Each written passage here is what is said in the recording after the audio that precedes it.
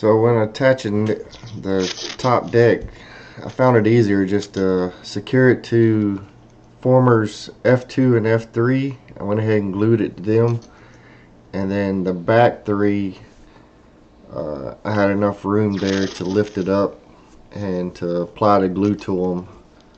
And then I'm putting this tape on there to secure them once I apply the glue. And then